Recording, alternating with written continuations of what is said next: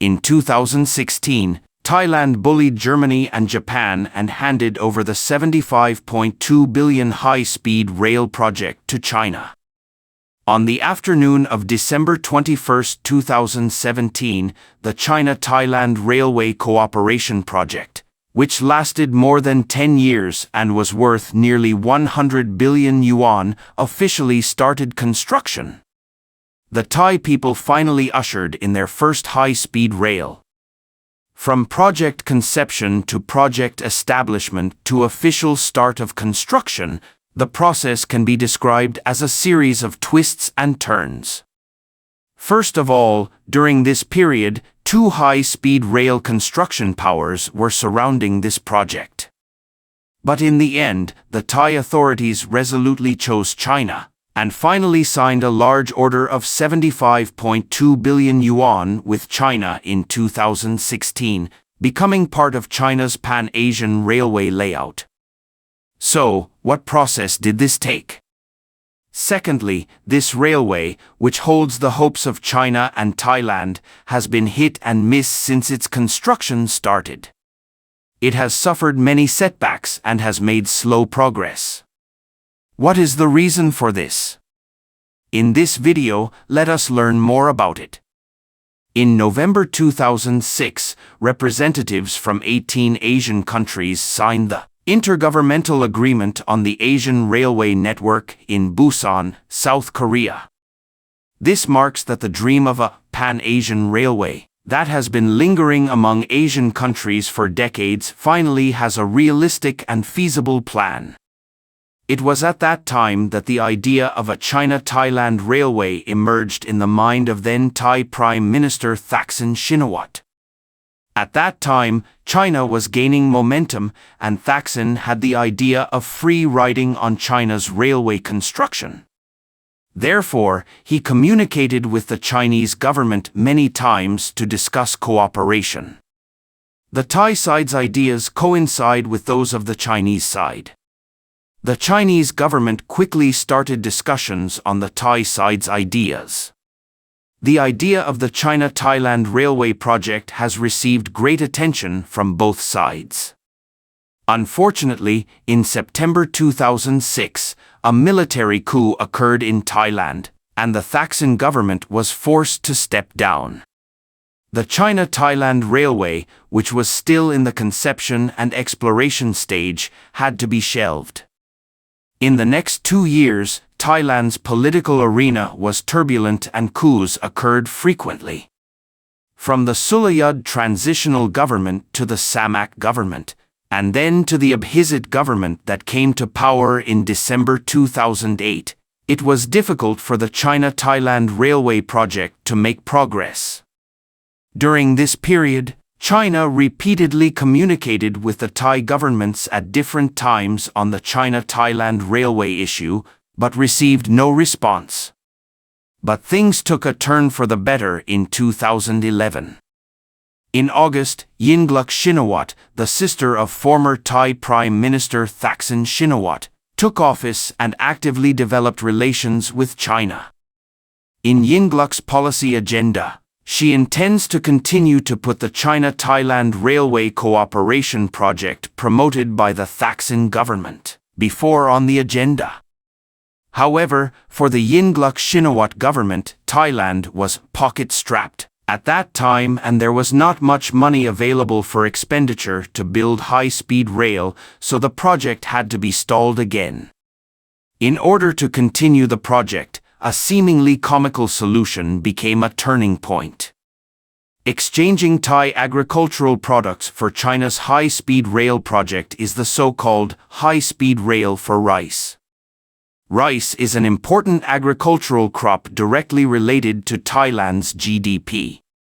For a long time, in order to stabilize Thailand's domestic economy, successive Thai governments have adopted a rice pledge system for the purchase of rice.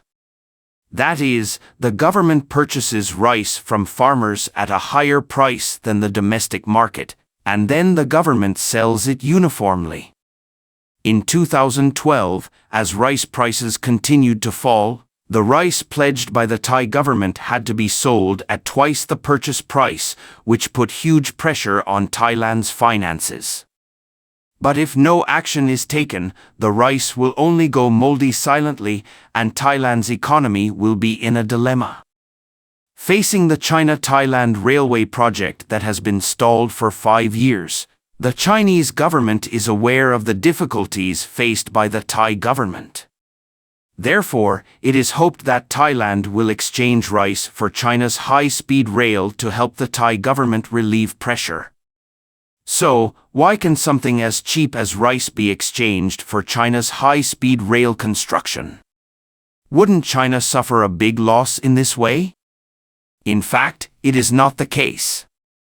Rice for high-speed rail may seem funny, but in essence, it is the embodiment of Chinese wisdom. First, the development and construction of high-speed rail in China was still in its infancy at that time, and it was far from being able to compete with Germany and Japan, the strong countries in high-speed rail construction. As a newcomer, China urgently needs to export its independently developed technologies to establish its own brand in the world. The rice for high-speed rail strategy was devised under such circumstances, and its political significance is far greater than the economic benefit itself. Second, because China has always been a major importer of agricultural products, China's 1.4 billion people consume a huge amount of food every day.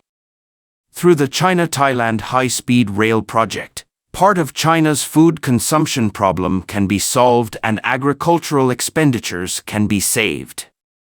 In October 2013, the China-Thailand Rice for High-Speed Railway cooperation included the Thai side paying 1 million tons of rice to the Chinese side in 5 years, to offset part of the costs of railway construction.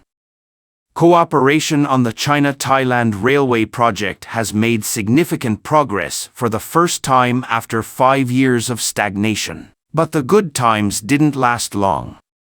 In December of the same year, Yingluck was forced to step down due to the wave of domestic political struggles. In March of the following year, the China-Thailand railway was suspended.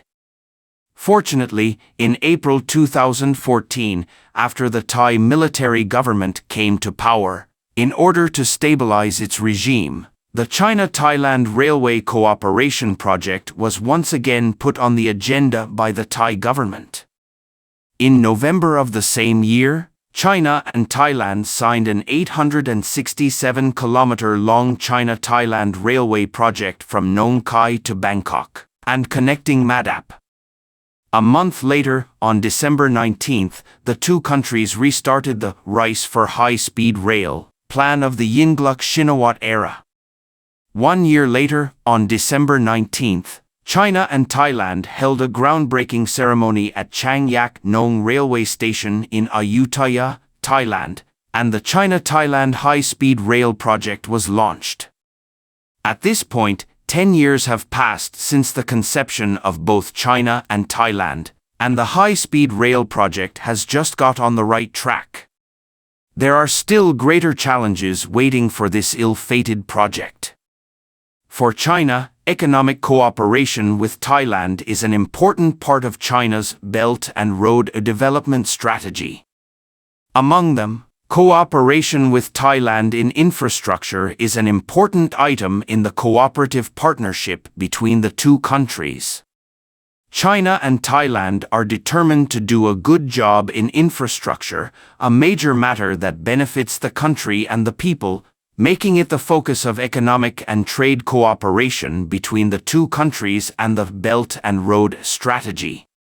When it was reported that Thailand wanted to build a high-speed rail, Germany and Japan, the world's two major high-speed rail powers at the time, also wanted to compete with China. Thailand's high-speed rail project has become a battlefield among the three kingdoms. Among them, Germany was rejected by Thailand early due to its higher bid and lack of sincerity. In the Thai railway battlefield, only China and Japan are left. As early as 2012, when the Thai government was bidding for a domestic railway renovation project, China and Japan had already begun to compete. Because Japan is a world-famous old high-speed rail power, China at that time was still only a fledgling country in the world's high-speed rail competitive market. Therefore, Japan was very arrogant when negotiating with Thailand and charged a very high price to Thailand. China, on the other hand, is exactly the opposite. As mentioned above, China has always been sincere in the cooperation process of China-Thailand high-speed railway.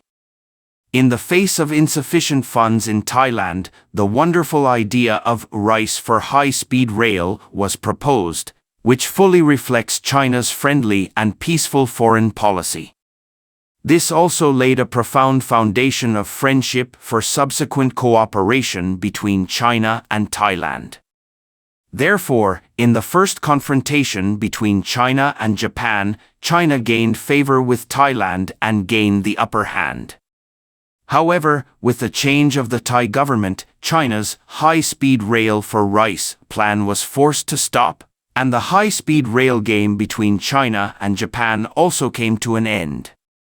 It was not until the Prath government came to power that the Thai high-speed rail project was restarted, and the high-speed rail game between China and Japan began its second round. In this round of competition, China was still very sincere. At that time, Vice Premier Lee Ka-chang personally went to Thailand to discuss, hoping to restart the high-speed rail for rice plan between the two countries and upgraded it in the hope of further cooperation with the Thai government. Japan absorbed the lessons from the previous round and changed its attitude. Shinzo Abe, then Prime Minister of Japan, personally came forward to promote Japan's Shinkansen technology to Thailand. He said that if cooperation is reached, he is willing to send technical experts to support the completion of the Thai railway. It can be said that a lot of money has been spent. However, even if Japan presents an extremely friendly attitude and very attractive conditions for Thailand, China, a neighbor that lends a helping hand in times of crisis, is more worthy of choice.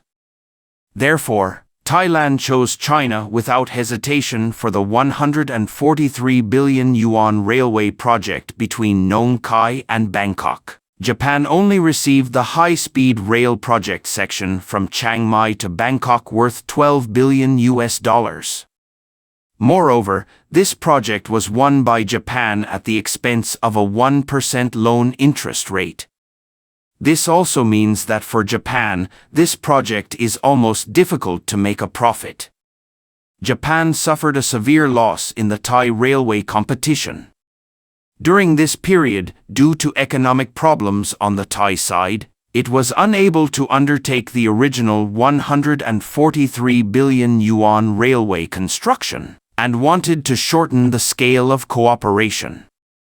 Finally, in December 2016, the two countries signed a cooperation document in Beijing, totaling 75.2 billion yuan.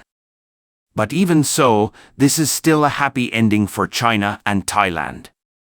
Under China's rice for high-speed rail strategy, Thailand has not only solved the problem of pawning rice, but also solved the funding problem for its domestic construction of high-speed rail. China has reaped huge benefits from the project, which has further opened up China's high-speed rail market in Southeast Asia, which is of great significance to the advancement of the Belt and Road project. It can be said that the China-Thailand Railway connects China's layout in Southeast Asia and the long-term expectations of the two peoples. This railway cooperation, the cooperation between China and Thailand, is a two-way rush. In the process of China-Thailand railway cooperation, a profound partnership has been formed between the two countries. China's high-speed rail has brought benefits to other countries, which is what we want to see. I believe that China will work harder to develop in the future, which may bring greater surprises to other countries. Thank you for watching. If you enjoyed this video, don't forget to like, comment, and subscribe to our channel for more great content. See you next time.